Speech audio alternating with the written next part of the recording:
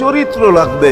এই জন্যই আল্লাহ কোরআনে বলছেন, লাকাদ কানা লাকুম ফি রাসূলিল্লাহি উসওয়াতুন হাসানা, তোমরা লিমান কানা ইয়ারজুল্লাহ, তোমরা যদি আমাকে পাইতে চাও তাহলে আমার আদর্শ সহজ করছেন, কঠিন করেন নাই। আল্লাহ কঠিন করতে পারতেন, আল্লাহ সহজ করছেন। কেননা আসলে উদ্দেশ্য ছিল আল্লাহকেই মানা, আল্লাহকে মানা উদ্দেশ্য ছিল। কিন্তু আল্লাহকে চোখে দেখা যায় না, মানবে তো মানবে কি করে?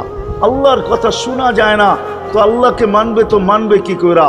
আল্লাহকে তো দেখা যায় না, আল্লাহকে তো আল্লাহর কথা শোনা যায় না, আল্লাহকে ধ্যান ধারণায় আনা যায় না, কোনো ধ্যান ধারণার ভিতরে আনা যায় না যে আল্লাহর আকৃতি এরকম।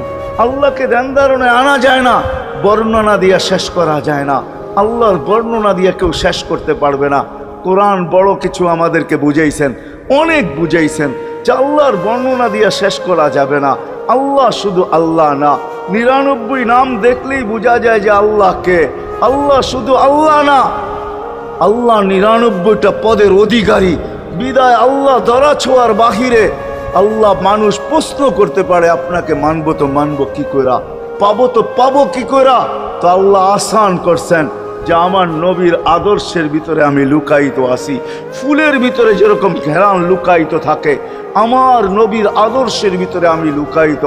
নবীর আদর্শ মানতে থাকবে, আমাকে পাইতে থাকবে। এই জন্যই রাসূলুল্লাহর আদর্শ দরকার, সিরাত দরকার, কেরিয়ার দরকার।